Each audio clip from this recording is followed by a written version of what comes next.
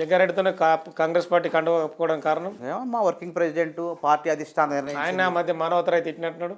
ఇద్దరం రాజకీయాల్లో శాశ్వత శత్రువులు శాశ్వత మిత్రులు ఉంటారు. మేము ఒక పార్టీలో ఉన్నోళ్ళం, అన్నదమ్ము, ఆయన అన్న లాంటి తమ్ముడు లాంటి. ఆ తర్వాత మేము కలిసిపోయినాం. నేను సత్తుపల్లి పోయేటప్పుడు అన్న మీ ఆశీస్సులు కావాలని అడిగిన ఆయన్ని, మీ ఇలాంటి వాళ్ళు సపోర్ట్ ఉండాలి, రేపు టికెట్ రావాలన్న అందరూ సపోర్ట్ చేయండి అన్న, కష్టపడుతున్నా. బీఆర్ఎస్లో మానవతరాయికి ఏం గౌరవం ఇచ్చింది పార్టీ? బీఆర్ఎస్లో వాళ్ళు గౌరవం అధికారం వస్తే నీకు చైర్మన్ ఇస్తాను, ఈ భార్యకు ఉద్యోగం ఇస్తాను. అధికారంలో ఉన్నప్పుడు ఎప్పుడు మానవతరాయిని పిలువలేక బీఆర్ఎస్ పిలిచారు, అధికారంలో పిలిచారు. పదవి ఇస్తారా? 18లో పిలిచారు, చైర్మన్ ఇస్తానన్నారు. ఈటల రాజేంద్ర కూడా ఆ బాధ్యతలు అప్పచెప్పారు, మానవతరాన్ని తీసుకురండి. పోలే, నాకు అవసరం, నా పార్టీ, నా రేవంత్ రెడ్డి నాకు ఉండదు, నా పార్టీ అధికారంలోకి వస్తుంది, నేను పొందుతుంది ఇట్లే అన్న.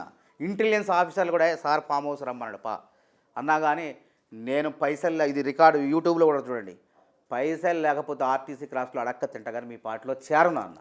ముఖ్యమంత్రి బాధపడ్డట్టుగా మానవతరాయి చెప్పకుండా నాకు తర్వాత చేరిన తర్వాత నాకు ఫోన్లు వచ్చినాయి కొద్దిమంది వ్యక్తులు, సరే అన్న ముఖ్యమంత్రి గారి ద్వారా అప్పుడు చేశారు. సరే నేను బాధపడ్డ ఆవేదనలో ఉన్నా. అంతే. దీనికి రేవంత్ రెడ్డి గారి గురించి రేవంత్ రెడ్డి గారు నాకు ఏం చేశారు, ఏమి ఇచ్చారని ఆయన గురించి కొట్లాడి నేను. రేవంత్ రెడ్డిని సీఎంగా ఉన్నప్పుడు తిట్టారు, మరి సారీ చెప్తారా సీఎం గారికి? సీఎం గారు ఇప్పుడు ఆ రోజు కావాలంటే నీకు అన్నలాంటివాడే కదా, సొంత అన్నదమ్ములు మరి తిట్టుకోరా, అన్నదమ్ములు తిట్టుకుంటారు. అట్లనే ఒక తమ్ముడు లాంటి వాడు నేను. అంటే క్షమాపణలు కొడతారా? తిరుపతి రెడ్డి క్షమాపణ అడుగుతాను, అన్న సారీ అన్న, రేవంత్ అన్న నన్ను క్షమించు, కోపంలో ఆవేశంలో అన్న, ఏదో బాధతో నా జీవితం నాశనమైందని మాట్లాడినారు. ఎందుకంటే అంత కావాలని కూడా ఎందుకు తిడతాం, కావాలని ఆయన గిట్టు పంచాయితీ నాకేమన్నా, ఆయన కావాలని ఎవరండి కోరుకున్నది కాంగ్రెస్ పార్టీలో? మొట్టమొదటి వ్యక్తి మానవత రేవంత్ రెడ్డి పిసిసి ప్రెసిడెంట్ కావాలి అని వాదించి వాదులాడిన వ్యక్తి మానవతరాయ్. దమ్ముంటే చెప్పమని ఇంకోటి. ఈ మధ్య తమ్ముళ్ళు చూసారా మానవతరాయ్? పవన్ కళ్యాణ్ ఏం పోరాటం చేశాడని పార్ట్ టైం పాలిటిక్స్ తెలంగాణలో కేసీఆర్ని ఢీకొట్టే మొగడు రేవంత్ రెడ్డి ఒకటే.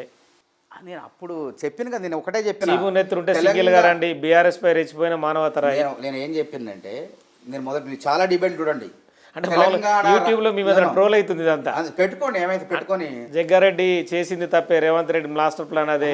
అట్లాగా నేను ఏదేమంటున్నానంటే, ఈ రాష్ట్ర రాజకీయాలు ఇద్దరు వ్యక్తులు. అంటే మీరు రెగ్యులర్ గా చూస్తుంటారు ఇవన్నీ, కష్టపడి పని చేసి రేవంత్ బజార్ రోడ్డు డాష్ గార్డు రాసిన త్వరలో ఇది ఒక పాయింట్ చూడండి, త్వరలో రేవంత్ రెడ్డి జైలుకు పోతాడు.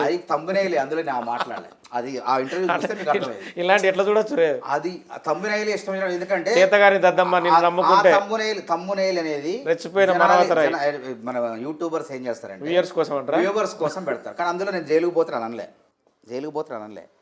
కాబట్టి ఏంటంటే అది మనం మాట్లాడతాం, బాధలో మాట్లాడినాం, ఆవేదన, మన జీవితం నాశనమైందని ఆవేదనలో మాట్లాడినాం. కాంగ్రెస్ పార్టీ అధికారంలోకి వస్తుంది, కేసీఆర్ అనే బండ అంటే ఒక బండ పగలాలంటే మనకు తెలుసు, చిన్నప్పుడు సుత్తితో ఒక్కొక్క దెబ్బకు పగలదు, రెండో దెబ్బకు పగలదు, 4-5 దెబ్బకు నెర్రిస్తుంది, 10వ దెబ్బకు పక్కుమంటుంది.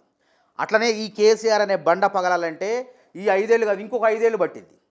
10వ దెబ్బ కేసీఆర్ బండ పగిలిపోద్ది చూడండి అని అన్న. ఎందుకంటే గ్రామ స్థాయిలో దానికి బీజాలు లేవు, ఏదో నాయకత్వం మంత్రులు ఉన్నారు, లీడర్లు ఉన్నారు అంతే. జిల్లా ప్రెసిడెంట్ మామ అంటే మామ ఉన్నారు, కానీ వాళ్ళు లేరు. ఉద్యమకారులందరూ కూడా పక్కన ఉన్నారు, పక్కకు పోయారు వాళ్ళందరూ. అందులో కూడా అన్యాయం జరిగింది, చాలామందికి అన్యాయం జరిగింది. కానీ నా బోటోడు కూడా నేను ఏమనుకున్నానంటే, మళ్ళీ ఈ పార్టీ ఇప్పట్లో కోలుకోకపోయినా మనం కూడా నెగ్గాలి, మళ్ళీ మనం సాధించాలి. ఈ పార్టీ తెలంగాణ తెచ్చిన పార్టీ, తెలంగాణకు కొట్లాడిన పార్టీ, నేను ఇందులో ఉన్నా కాబట్టి ఆ పార్టీ మేలు కోరుకుంటా కదా. నేను ఆ పార్టీలో చేరుకున్నప్పుడు ఆ పార్టీ బాగా కోరుకుంటా. కానీ అక్కడ పరిస్థితి చూస్తే నాలాంటి వాళ్ళు కొద్దిగా 10 ఏళ్ళు బట్టి, 10 ఏళ్ళు పైన పెట్టేటది, 10 ఏళ్ళు కూడా కష్టమే. ఇక్కడ బీఆర్ఎస్ పార్టీ కోలుకోవాలి అంటే 10 ఏళ్ళు అంటే 10 ఏళ్ళకి కూడా కష్టమే అధికారం. ఈ మధ్య రేవంత్ రెడ్డి మీద బాగా విమర్శిస్తున్నాడు మాజీ సీఎం. అంటే ఇప్పుడు చేతులు గాలేక ఆకులు పట్టుకుంటే ఉంటుంది. రేవంత్ రెడ్డి అంటే ఫస్ట్ ఆయన కేసీఆర్కి భయం ఉంది, నాకు మొదటి నుంచి. నేను చెప్పిన ఈ తెలంగాణ క్షేత్రంలో ఇద్దరు నాయకులు అండి. ఒకడు కేసీఆర్ అప్పుడు అధికారంలో ఉన్నాడు, ఇప్పుడు ప్రతిపక్షంలో ఉన్నాడు. ఇంకొక వ్యక్తి రేవంత్ రెడ్డి అప్పుడు ప్రతిపక్షంలో ఉన్నాడు, ఇప్పుడు అధికారంలో ఉన్నాడు. ఈ గ్రామీణ ముఖ చిత్రంలో ఇద్దరి పేర్లే చర్చకు వస్తాయని ఎన్నోసార్లు ఈ పెద్ద టీవీ ఛానల్లో కూడా చెప్పిన.